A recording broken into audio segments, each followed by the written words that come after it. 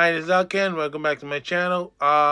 We have an update of the shooting that took place at the parade at the celebration for the Kansas City Chiefs Super Bowl victory.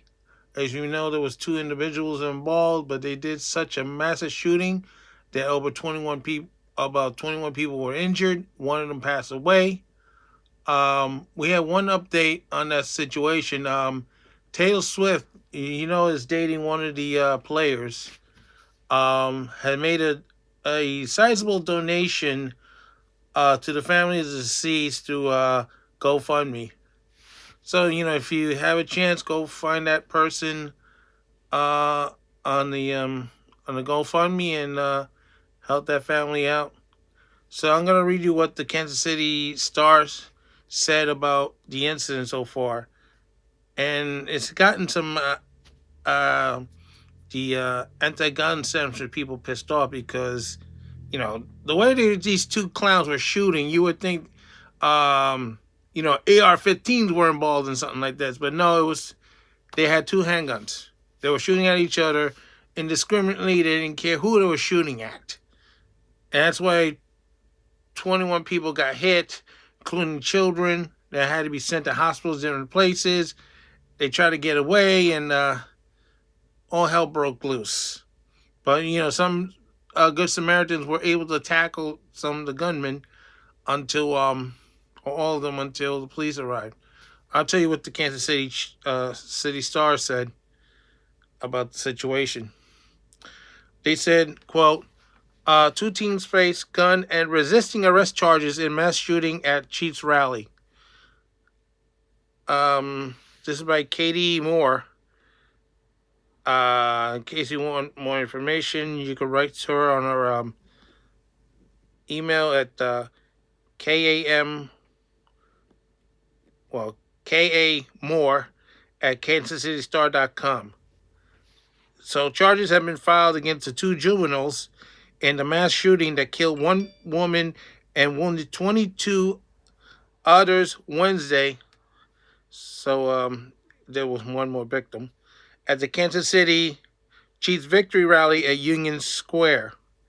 The two teams were or are being held at the Juvenile Detention Center on gun-related and resisting arrest offenses, the Family Court Division of Jackson County Circuit Court said in a written statement Friday. I'm surprised they didn't charge them as adults. Well, this is the system we have. The Office of Juvenile Officers act as a prosecutor for criminal cases brought in against minors. Proceedings are held in family court.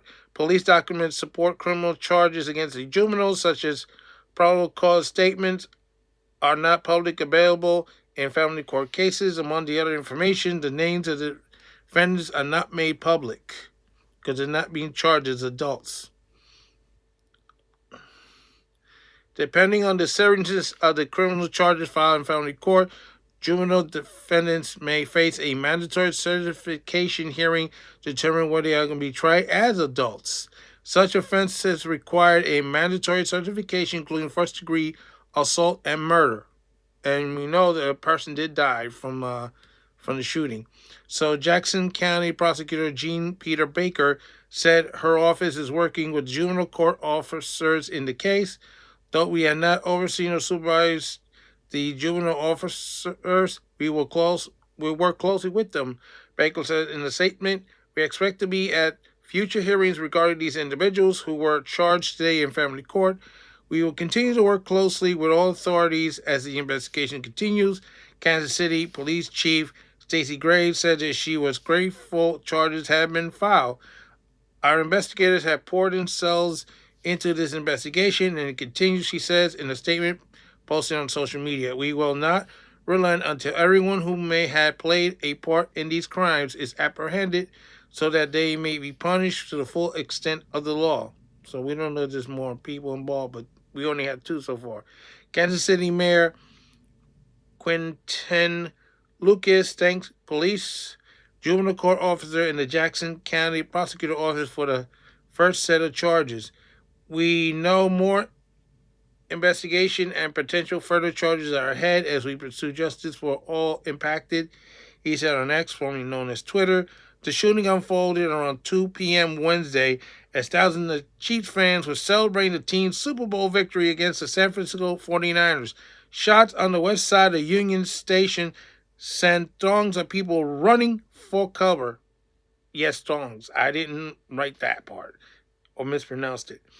As officers gathered more information throughout Thursday, the number of victims ticked up to 23, including the woman who died. Lisa Lopez Galvin, a Jackson County mother of two, died at the scene. Graves said Thursday that half of the victims were under 16. I think that was the DJ from a radio station. 3 teens had been detained, police said Thursday morning. One person was later released. So there was 3 and then there's 2. When Gray said in the shooting started already to dispute. Officers did not share further details about what led to the altercation. Gray said and several firearms have been recovered. Said several. So we don't know if it's 2 or more. The mass crime scene at Union Station remains cordoned off Thursday. A member of the community code was, or what the Chiefs called a senseless act of violence. A vigil for Lopez Galvin and other victims was held later that evening. Union Station was reopened Friday morning. So, like I said, Taylor Swift, who's dating one of the Chiefs football player, I think it's Travis Kelce. I never know how to pronounce his name, so I apologize. She donated like $100,000 for the victim's family on their GoFundMe. So it was nice of her to do that. But the thing is, a lot of gun advocates were upset because they thought, this was automatic fire was going on, but it turned out it was handguns. And a lot of crimes is happening in blue cities like New York and Chicago and Oakland and other places throughout the country, Washington, D.C. also. It's handguns. Not everybody can afford an AR-15. Not everybody could carry one of those things without somebody noticing. You have to have a long trench coat to carry one of those in public, or they know how to do this stuff. But the fact was, handgun is easier to conceal. I mean, I could have a handgun underneath here and you wouldn't know it. Unless I lift it up, right? I had somebody try to do that to me once. Didn't end well for that person because I have to admit, when you're supposed to do this, you're supposed to do it with one hand. I had the hand with the other gun, and this moron did this. So, where's the hand on the gun? Oops. Anyway, so that's the dilemma. We're still waiting to see if they're going to charge them as adults because, after all, there wasn't.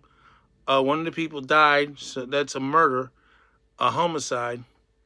So the charges would have to be upgraded. Anyway, so that's the latest we have on the shooting at the Chiefs Super Bowl rally.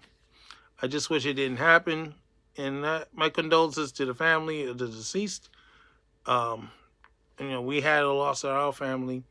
After all, I am broadcasting from what was Michelle's room, otherwise known formerly as Michelle's room. This is her overalls that she wanted so bad. She got it, but she never got a chance to wear it. We don't know if COVID or lupus killed her, but it did. So we know the pain. So, Sal Kane saying so long for now. Don't forget to stop.